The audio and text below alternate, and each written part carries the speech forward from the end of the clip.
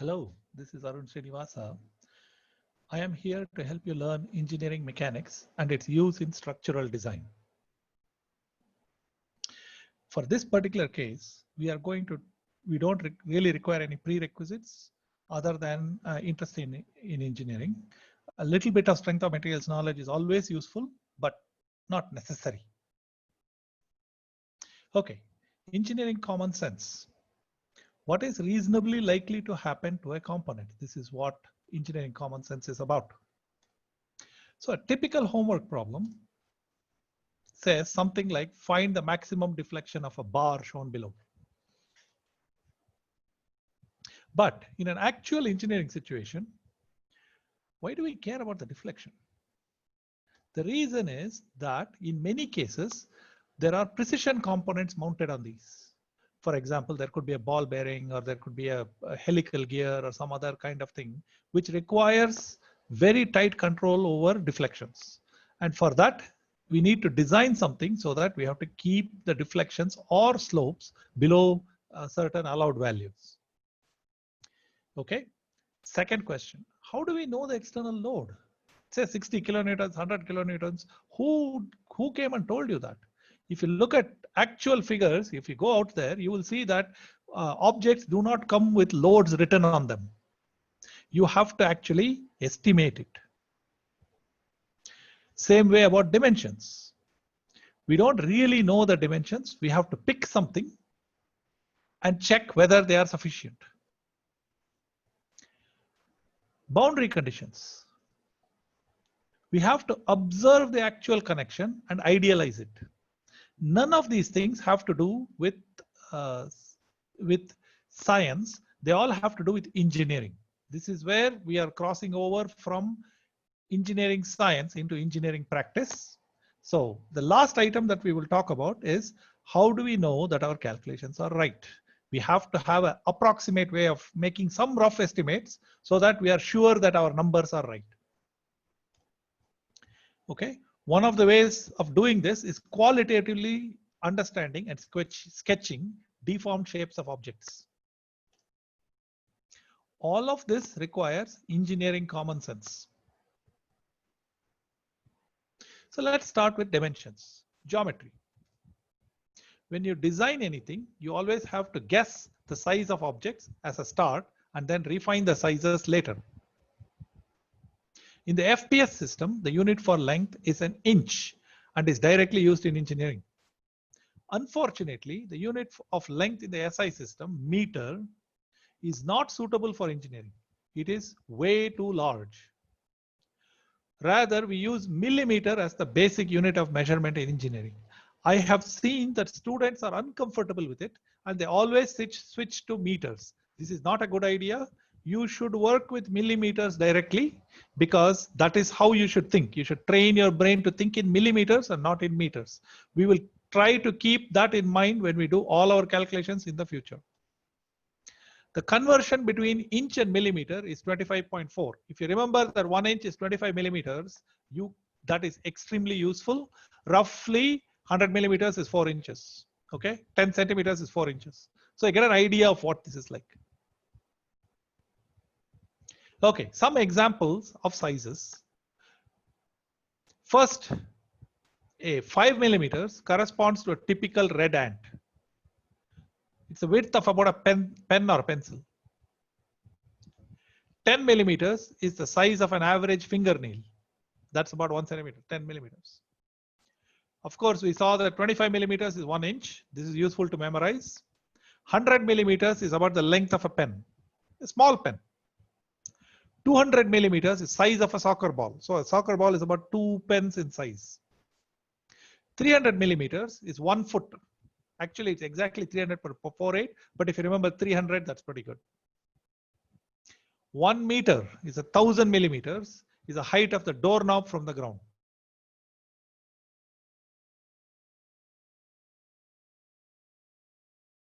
Typical height of a residential building room. 20 meters is the size of a cricket pitch. If you don't know what cricket is, you can actually go look it up. It's a game that's very popular in South Asia. 70 meters equals length of a soccer field. 100 meters is roughly the length of a football field. Of course, I'm giving you rounded off figures. It's not exactly right, but it just gives you an order of magnitude. 400 meters is approximately Empire State Building height. 828 meters is how tall Burj Khalifa, the tallest building currently in the world, is, and it is truly enormous. Next, force, a most misunderstood concept. It's the sensation of pushing, pulling, or dragging. It's not all the Jedi Knight business. It comes only in two flavors. Forces due to one object touching another, which is called contact force. Force of gravity or electromagnetism. No force due to motion of a body. We will banish centrifugal force from our calculations. We will not need it. We will not use it. The unit for force in the FPS system is pound, LB. This is quite okay, although a bit small for engineering. Most of the time, or many times, we use kilopounds. That's 1,000 pounds. But a pound is a reasonable unit. It's not too small. On the other hand, the SI unit for force in the SI system is Newton, and it's way too small. Just like the meter was way too large, Newton is way too small. So what we do is, most of the time, we will use a different unit. Just to get you an idea, 1 Newton is the force of gravity on 1 apple, or a small cell phone, like a flip phone. Our engineering unit is sometimes newtons, but mostly kilonewtons. So we will try to keep kilonewtons for most of our calculations. You will see that that's pretty useful. By the way, force is frequently confused with pressure or even power, so beware.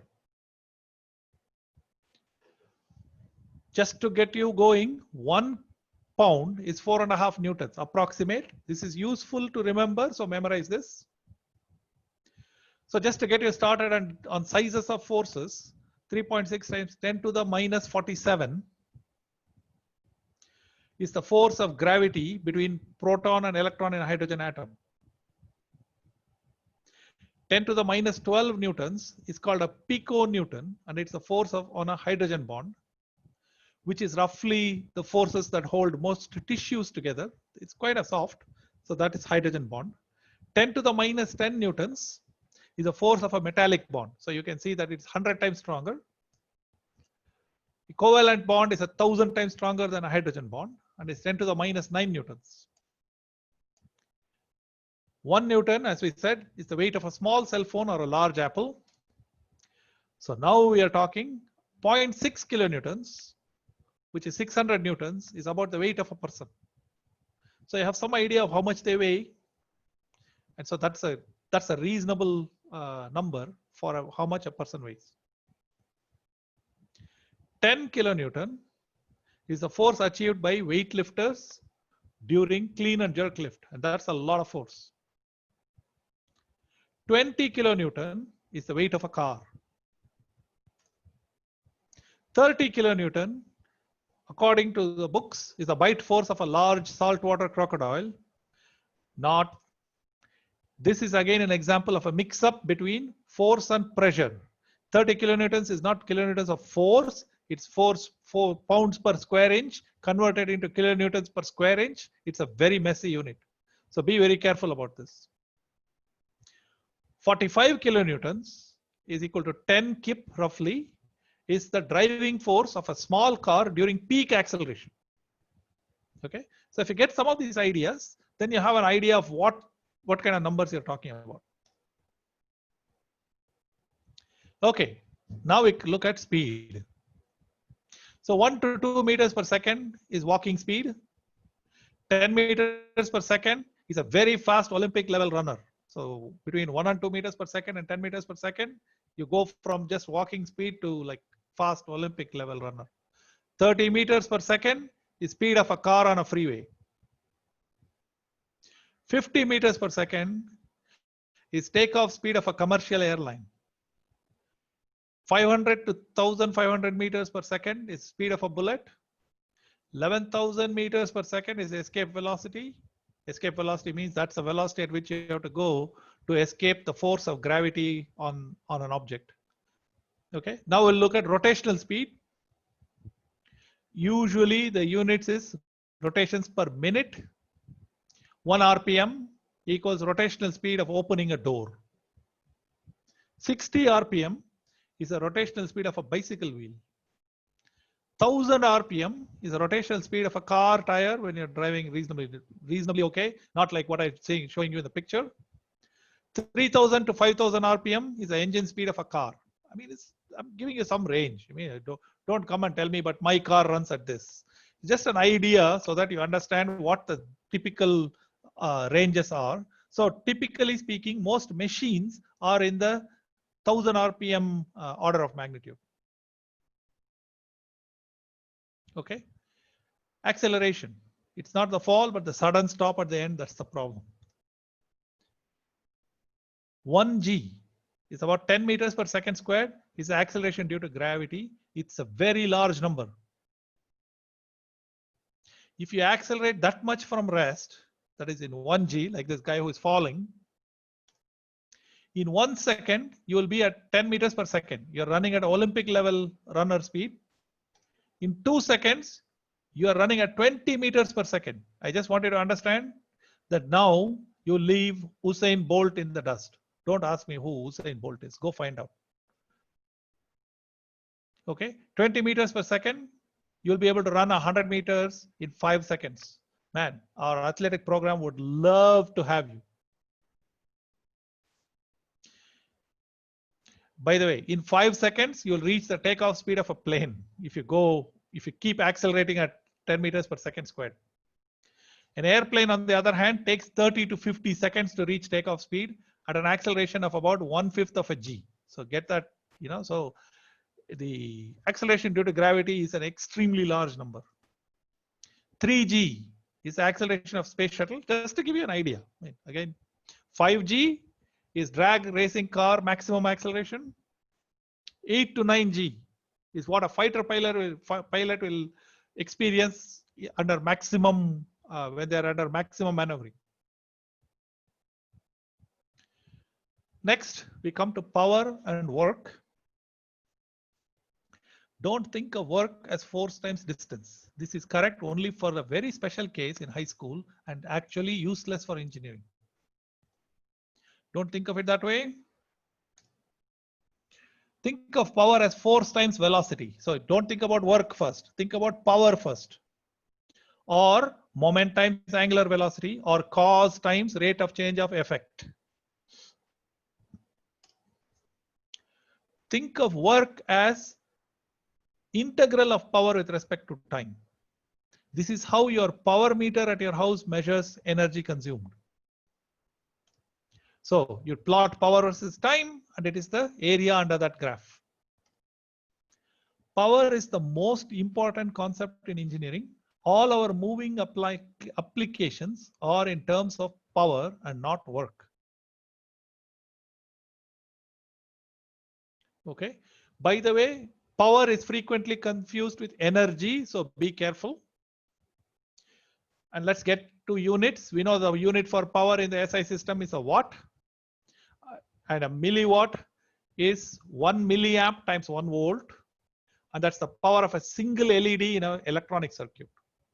One of those LEDs is consuming about 1 milliwatt of power. A quarter of a watt is 250 milliwatts. Is the power consumption of a cell phone when the backlight is on. 5 watts is the typical consumption of a smartphone during charging. 250 watts, roughly washing machine, low powered electric bike, low powered washing machine. Electric bikes can go higher than that, but 250 watts is a lot. 1 kilowatt, that's the 1000 watts, the power output of a hair dryer or a blender. 3 to 4 kilowatts is dryer and AC system.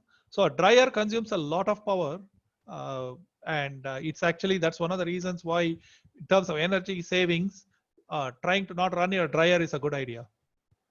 100 watts, 100 kilowatts to 300 kilowatts is the power output of typical automobiles.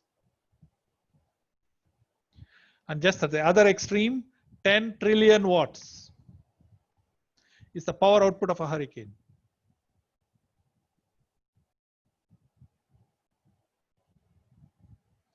Then we come to work.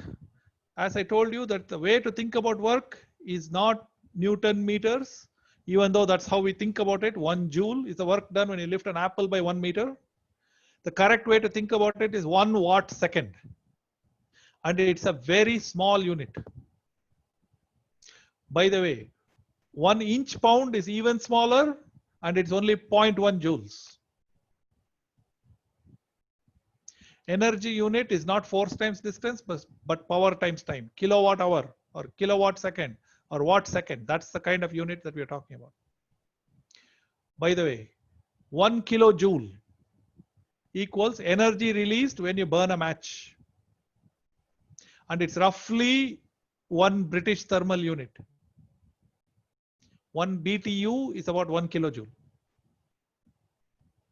1 joule is 1 ampere times 1 volt times 1 second. This is how your phone batteries are rated in terms of ampere volt second. 2000 kilojoules is latent heat of 1 kilogram of water. What it means is that you need 2000 kilojoules of energy to convert 1 kilogram of water into steam. 33 kilowatt hour, which is about 120 megajoules, is the energy content in a gallon of gasoline. So please remember the typical unit when you consider gasoline and other related stuff is in the megajoules. And just to get you to the other end of the spectrum, 4 billion kilowatt hours is energy generated by Hoover Dam in 1 year. Now it's time to test your understanding. Here's a quiz for you. Estimate these things in both SI and FPS units. So here's an exercise machine that's running like crazy. I want you to guess what's the force exerted by you on the handles of such an elliptical trainer or a bicycling trainer or whatever it is. Okay, same way, tell me what's the force on the foot of this region. What's the length of the handles, the black stuff? How long are they? What's the diameter of this handlebar? What's the rotational speed of this machine? Estimate it by looking at it, watching how fast it's being pedaled. What kind of joints are there in this machine? What kind of joint are these on the handles? How much force is required for a car to travel at a constant speed of 100 kilometers per hour? How much power is expended by the car? How much force is required for a bicycle to travel at a constant speed of 20 kilometers per hour? So if you don't know, Google computational cyclist and you will see a lot of this. How much energy in joules is stored in your fully charged cell phone or charger? See the back and figure it out. How much power is expended by the bicyclist when they're traveling at a constant speed of 20 kilometers per hour? If you can.